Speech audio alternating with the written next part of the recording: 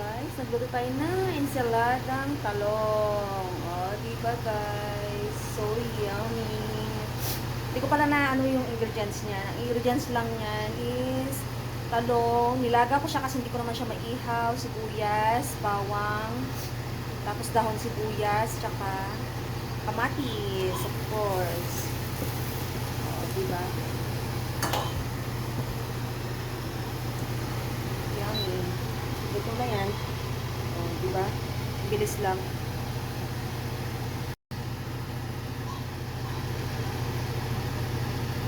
Guys, gising na tayo kasi may client tayo ngayon. Sorry guys. Maaga kasi 9 AM yung kanyang appointment. Pero after naman nun, pauwi ako kasi day off ko ngayon. Gimising lang ako para doon. So, naglaba tayo ng mga damit kagabi guys. Yan. My case right there. Diba guys?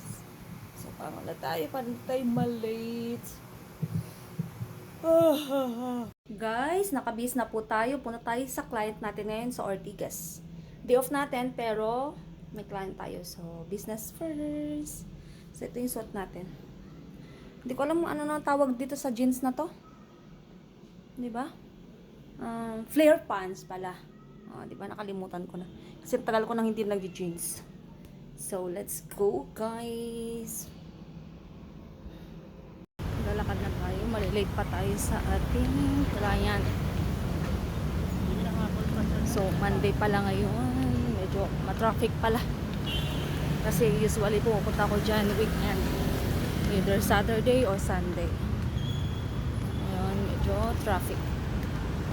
Andito naman na tayo. Naglalakad naman na tayo. So, nakatawid na tayo.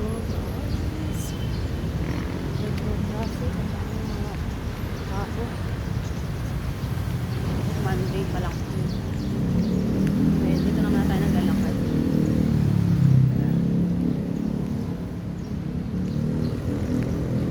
Yan yung eyeglass ko. Nag-dark siya pag nasa ilog. Kasi ito, eyeglass na siya with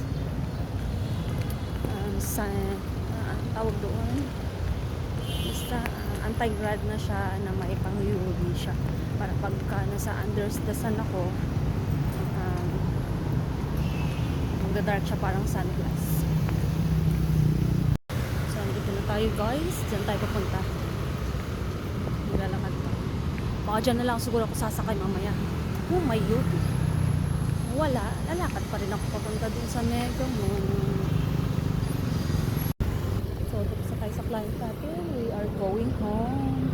Diyan na ako magabang ng UV. Sana meron yun.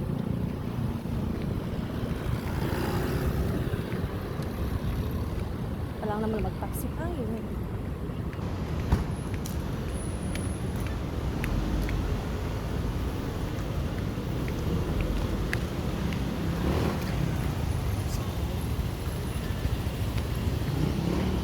Lakad na lang tayo dito.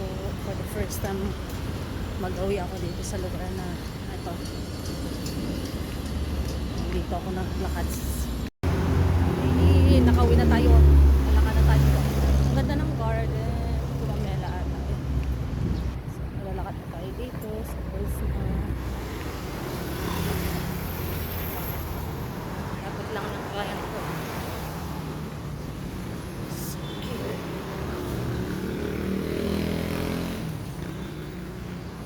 So, nasa place ko. Ganito po siya pag day.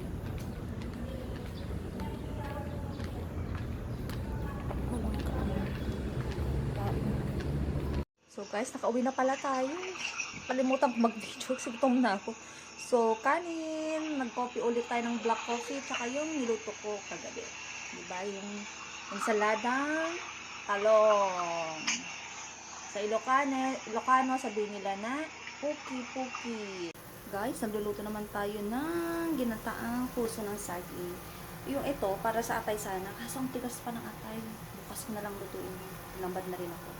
So, yan. Yung puso ng saging, pinatad ko yung pinakamalambot na part yan. Tapos nilaga ko siya. Tsaka ko siya igataan. Na may sahog na baboy. So, di ba guys? Gisa-gisa lang naman. Kasi meron pa naman tayo yung ating ulam kanina. So, may sobra pa yan mamaya. Kaya,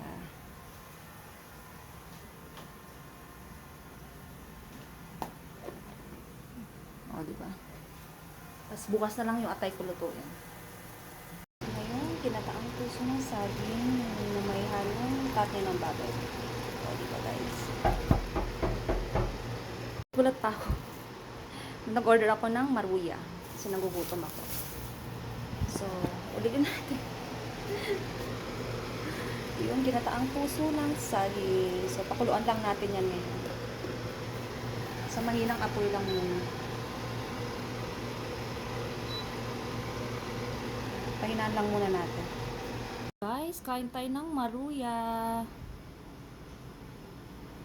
Guys, luto na yung ginataang puso ng saging. Oh, yun, di ba?